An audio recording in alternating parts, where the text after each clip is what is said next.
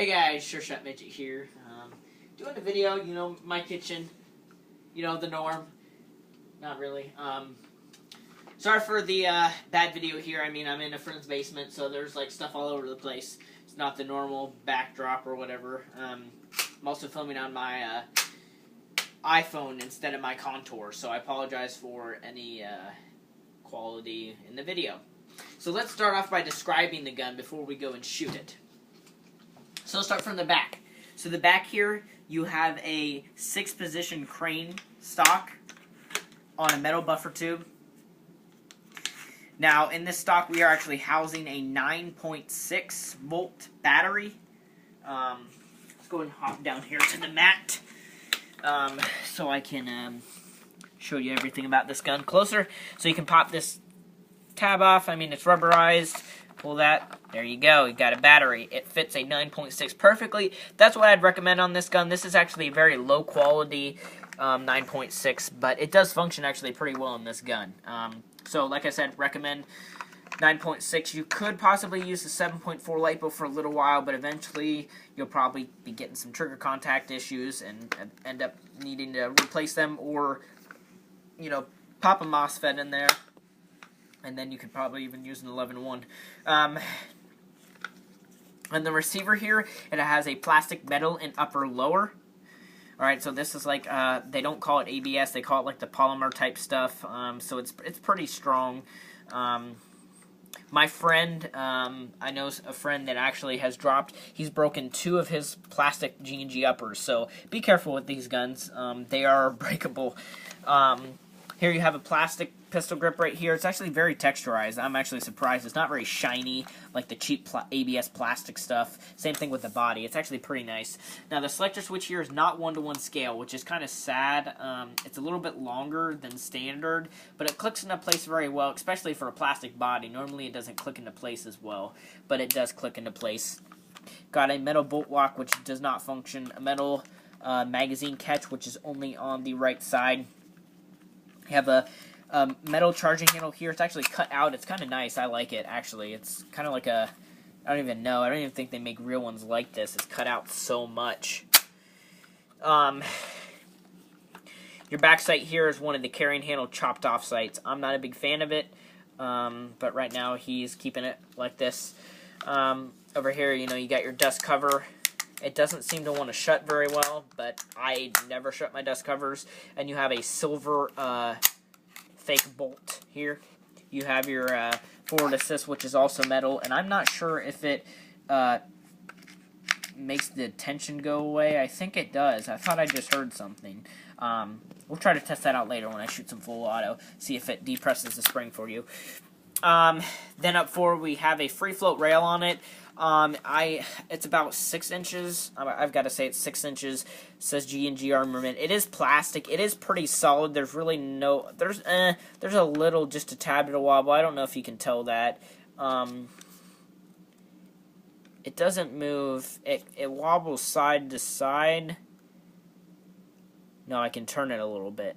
I can't pull it forward or backwards at all. I can turn it a little bit. There is a screw on the top here and the bottom. I might try to tighten those up, but he's not too much of a perfectionist, so it doesn't bother him.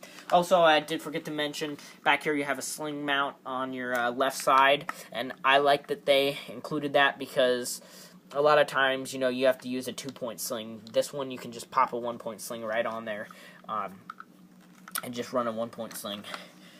He has a KAC style pistol grip. That's what he likes. That's what he prefers. That's what he had laying around. I don't know what he plans on doing with this, but internally it's pretty good. It's pretty solid for another 20,000 rounds, 30,000 rounds. But after that, he's probably going to do some internal upgrades. I'm not sure if he wants FPS or speed, but we can kind of do a mid-type thing for him. Also, the front sight here is built into the rail. I don't like it. It's like a weird post, as you can see right there. I don't really care for it. It's super small. It's so hard to see at night. So I kind of, you know, recommended him to get some sort of sight on here, or maybe just some different flip-up sights. It does fold down and is part of the rail. That part is metal. Your gas block here is actually fake. There's no gas tube, I don't think, under there. Nope, there's no gas tube. It's just a key right here. gas block, sorry, not gas key.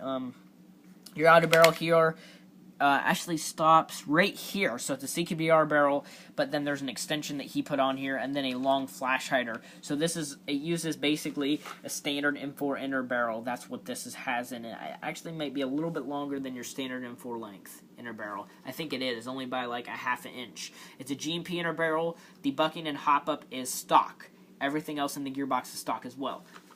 So I'm actually going to take this apart really quick and kind of show you the deal with the internals.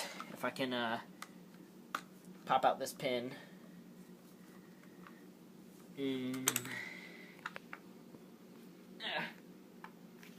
It's so hard to pull out. Sorry, guys. This body pin actually stays into the lower, which I like. Might have to charge it to get it all back. There you go. Pull the upper off. Your charging handle will actually stay in here. This is your blowback housing. Your hop up here, slide it out. As you can see, I mean, it's actually a pretty long inner barrel. It's about as long as the stock, like I said, 14.5 inch inner. It's G&P, so it's pretty high quality. I don't know, like, if it's a 6.01. I don't think so. It's got the stock bucking, like I said, in there, and it performs pretty well. It can hop. This thing can hop, like, 32 gram BBs, no joke. I mean, he's using .25s in here, and the hop up is hardly adjusted, and it's shooting great. So this is your gearbox. Well, let's go to the charging handle. You know, charging handle, it's kind of different how it latches up and everything. So here's your blowback housing. Now, when there are BBs in there, it blows back all the way for the most part. This is the, let me go ahead and, I think this is your spring detention. With the, yeah, the spring detention actually functions. Can't really see the piston because the blowback housing's covering it, so I can't see what color the piston is, which kind of sad. I wish I could see. I'm not exactly sure how to take this whole blowback housing off either, but it has stock G&G type internals. The shell here is really thick, actually, and there's no hole here.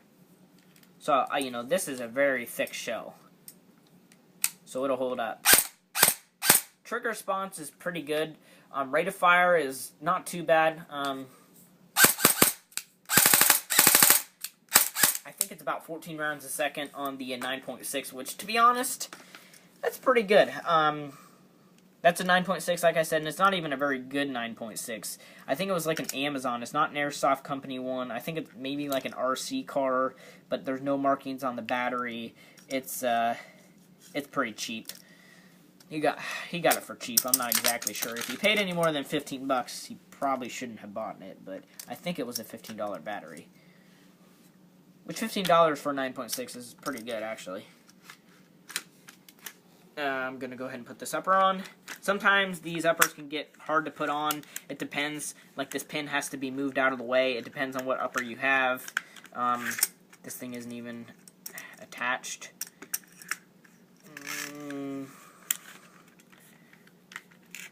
Oh my gosh, what in the world? I've done this before, guys. Charging handle is like not returning. Oh my gosh. What is blocking it? Wow, I don't even know.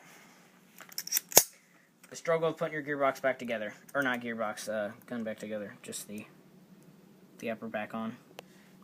And this has to be attached to here when you put it together. You can't put it in the upper like a standard AEG. The charging handle is not attached to your upper receiver. So it's not as easy as it looks. I think part of the reason is because that... See how it's like lifting up? I'm just going to put it together without the stupid charging handle in there. I'll put it back together with the charging handle later. See, it's got to be that stupid charging handle. Oh well, let's go ahead and go shoot it. I have some random BBs in here, so we're just going to shoot pretty close, just to kind of give you the idea of the rate of fire and trigger response range. Stock under barrel wise, it's perfect for CQB. Anything other than that, I wouldn't take it out, but for CQB, it's absolutely perfect. But if you put a standard M4 inner barrel in here, standard length, you can get a good, you can hit people at 200 feet with this with .25s. Might take, you know, a few shots to get there. Just depends on if they're staying still or not. Alright, let's go over here. Alright, just have a cardboard box over there. Alright,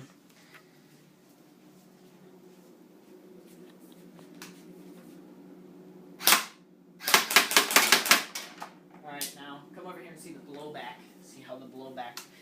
some people like electric blowback, some people don't. This side. I don't know how I feel about electric blowback. Now, let's try the full auto.